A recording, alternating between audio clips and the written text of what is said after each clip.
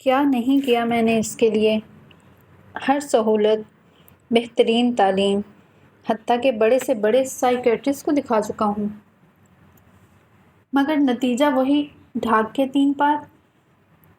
میری تو سمجھ میں نہیں آتا کہ مجھ سے کیا غلطی ہو گئی ہے جو مجھے یہ سزا مل رہی ہے۔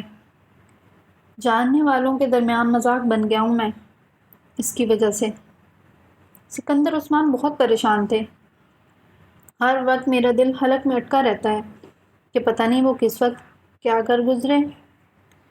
اتنی احتیاط برتنے کا نتیجہ یہ نکلا ہے کہ ایک بار ہم غافل ہوئے اور پھر وہی حرکت کر گزرا ہے۔ طیبہ نے اپنی آنکھوں میں امڑتے ہوئے آنسوؤں کو ٹشو کے ساتھ صاف کیا۔ وہ دونوں اس طرح کی باتیں کرتے ہوئے کراچی سے اسلام آباد آئے تھے، مگر سالار کے سامنے آ کر دونوں کو چپ لگ گئی تھی۔ ان دونوں ہی کی سمجھ میں نہیں آ رہا تھا کہ وہ اس حالت میں اس سے کیا کہیں۔ سالار کو ان کی دلی اور ذہنی کیفیات کا اچھی طرح اندازہ تھا اور ان کی خاموشی کو وہ غنیمت جان رہا تھا۔ انہوں نے اس دن اس سے کچھ نہیں کہا تھا۔ اگلے دن بھی وہ دونوں خاموش ہی رہے تھے، مگر تیسرے دن ان دونوں نے اپنی خاموشی توڑ دی تھی۔ مجھے صرف یہ بتاؤ کہ آخر تم یہ سب کیوں کر رہے ہو؟ سکندر نے اس رات بڑی تحمل مزاجی سے اس کے ساتھ گفتگو کا آغاز کیا تھا۔ آخر تمہارے ساتھ مسئلہ کیا ہے؟ تم نے وعدہ کیا تھا کہ تم ایسی کوئی حرکت نہیں کرو گے۔ میں نے اسی وعدے پر تمہیں اسپورٹس کار بھی لے کر دی تھی۔ ہر بات مان رہے ہیں ہم لوگ تمہاری، پھر بھی تمہیں قطعاً احساس نہیں ہے ہم لوگوں کا، نہ خاندان کی عزت کا۔ سالار اسی طرح چپ بیٹھا رہا۔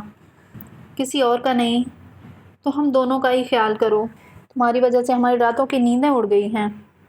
طیبہ نے کہا، تمہیں کوئی پریشانی، کوئی پرابلم ہے تو ہم سے ڈسکس کرو، ہم سے کہو، مگر اس طرح مرنے کی کوشش کرنا۔ تم نے کبھی سوچا ہے کہ اگر تم ان کوششوں میں کامیاب ہو جاتے ہو تو ہمارا کیا ہوتا؟ سالار خاموشی سے ان کی باتیں سنتا رہا۔ ان کی بات کچھ بھی نیا نہیں تھا۔ خودکشی کی ہر کوشش کے بعد وہ ان سے اسی طرح کی باتیں سنتا تھا۔ کچھ بولو، چپ کیوں ہو؟ کچھ سمجھ میں آ رہا ہے تمہیں؟ طیبہ نے جھنجھلا کر کہا۔ وہ انہیں دیکھنے لگا۔ ماں باپ کو اس طرح ذلیل کر کے بڑی خوشی ملتی ہے نا تمہیں؟ اس قدر شاندار مستقبل ہے تمہارا اور تم احمقانہ حرکتوں سے اپنی زندگی ختم کرنے کی کوشش کر رہے ہو۔ لوگ ترستے ہیں اس طرح کے اکیڈمک ریکارڈ کے لیے۔ سکندر عثمان نے اس کا اکیڈمک ریکارڈ یاد دلانے کی کوشش کی۔ سالار نے بے اختیار ایک جمائی لی۔ وہ جانتا تھا اب وہ اس کے بچپن سے لے کر اس کی اب تک کی کامیابیوں کو دہرانا شروع کریں گے۔ ایسا ہی ہوا تھا۔ اگلے 15 منٹ اس موضوع پر بولنے کے بعد انہوں نے تھک کر پوچھا، آخر تم کچھ بول کیوں نہیں رہے ہو؟ بولو، میں کیا بولوں؟ سب کچھ تو آپ دونوں نے کہہ دیا، سالار نے اکتائے ہوئے انداز میں کہا۔ میری زندگی میرا پرسنل معاملہ ہے، پھر بھی میں نے آپ کو بتا دیا ہے کہ دراصل میں مرنے کی کوشش نہیں کر رہا تھا۔ سکندر نے اس کی بات کاٹی۔ تم جو بھی کر رہے تھے وہ مت کرو، ہم پر کچھ رحم کھاؤ۔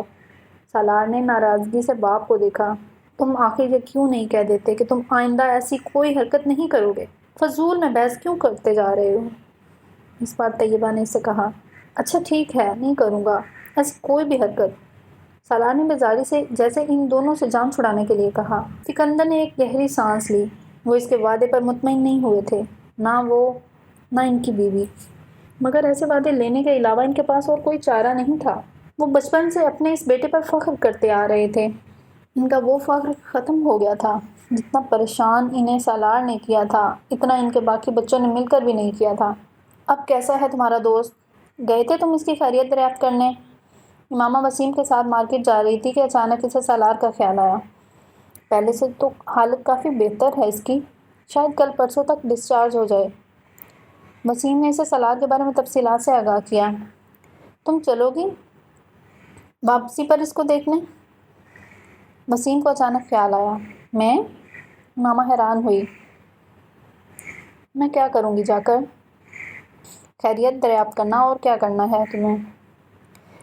حرکت ہی ایسی کی تھی، ایک تو اپنا ہاتھ کھینچ رہا تھا، دوسرے گالیاں دیے جا رہا تھا، اوپر سے میرا دوپٹہ بھی کھینچ لیا۔ اس نے دوپٹہ نہیں کھینچا تھا، اس کا ہاتھ لگا تھا، وسیم نے سالار کا دفاع کرتے ہوئے کہا۔ جو بھی تھا اس وقت تو مجھے بہت غصہ آیا تھا، مگر بعد میں مجھے بھی افسوس ہوا تھا۔ میں نے تو اللہ کا بہت شکر ادا کیا کہ وہ بچ گیا۔ اگر کہیں وہ مر جاتا تو مجھے تو بہت ہی پچھتاوا ہوتا اپنے اس تھپڑ کا۔ ماما نے قدرے معذرت خواہانہ انداز میں کہا۔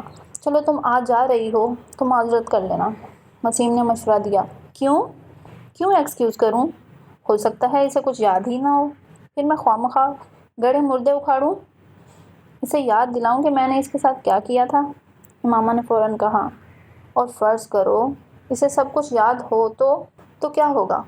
وہ کون سا ہمارا رشتہ دار ہے کہ اس سے تعلقات خراب ہو جائیں گے یا میل جول میں فرق پڑے گا؟ ماما نے لاپرواہی سے کہا۔ شاپنگ کرنے کے بعد سالار اسے کلینک لے آیا جہاں سالار زیر علاج تھا۔ وہ دونوں جس وقت اس کمرے میں داخل ہوئے اس وقت وہ سوپ پینے میں مصروف تھا۔ سالار نے وسیم کے ساتھ آنے والی لڑکی کو دیکھا اور فوراً پہچان لیا۔ اگر اس رات اس حالت میں وہ اسے شناخت نہیں کر سکا، مگر اس وقت اسے دیکھتے ہی وہ پہچان گیا تھا۔ اپنی ممی سے یہ بات وہ پہلے ہی جان چکا تھا کہ وسیم کی بہن نے اسے فرسٹ ایڈ دی تھی، مگر اسے وہ فرسٹ ایڈ یاد نہیں تھی، بس وہ زناٹے دار تھپڑ یاد تھا جو اس رات اسے پڑا تھا۔ اس لیے ماما کو ناپسندیدہ افراد کی لسٹ میں شامل ہو چکا تھا۔ اس لیے ماما کو دیکھتے ہی وہ سوپ پیتے پیتے رک گیا۔ اس کی چبھتی ہوئی نظروں سے ماما کو اندازہ ہو گیا کہ اسے یقیناً اس رات ہونے والے واقعات کسی نہ کسی حد تک یاد تھے۔ رسمی الیکس لیگ کے بعد اس کی ممی ماما کا شکریہ ادا کرنے لگیں، جبکہ سالار نے سوپ پیتے ہوئے گہری نظروں سے اسے دیکھا۔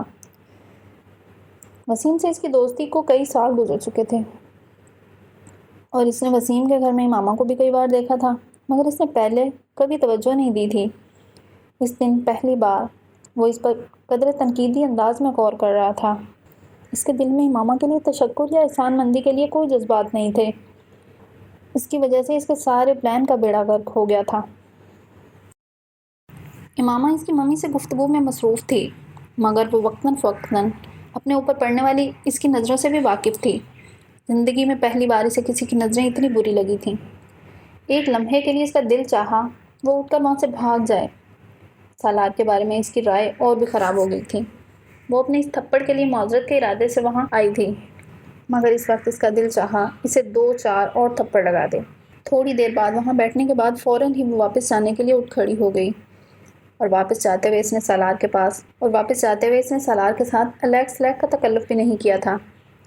وہ صرف اس کی ممی کے ساتھ دعا سلام کے بعد سالار کی طرف دیکھے بغیر باہر نکل آئی تھی اور باہر آ کر اس نے سکون کا سانس لیا تھا۔ اس طرح کے دوست بنائے ہوئے ہیں تم نے؟ اس نے باہر نکلتے ہی وسیم سے کہا، جس نے کچھ حیرانی سے اسے دیکھا۔ کیوں، اب کیا ہوا ہے؟ اسے دیکھنے تک کی تمیز نہیں ہے، اس بات کا احساس تک نہیں ہے کہ میں اس کے دوست کی بہن ہوں اور اس کے دوست کے ساتھ اس کے کمرے میں موجود ہوں۔ وسیم اس کی بات پر بہت خفیف سا ہو گیا۔ یہ آدمی اس قابل نہیں کہ اس کی عیادت کے لیے جایا جائے اور تم اس کے ساتھ میل جول بند کرو۔ اچھا ٹھیک ہے، میں محتاط رہوں گا، اب تم بار بار اس بات کو نہ دہراؤ، وسیم نے موضوع گفتگو بدلنے کی کوشش کرتے ہوئے کہا۔ ماما دانستہ طور پر خاموش ہو گئی، مگر سالار اس کے لیے ناپسندیدہ افراد کی لسٹ میں شامل ہو چکا تھا۔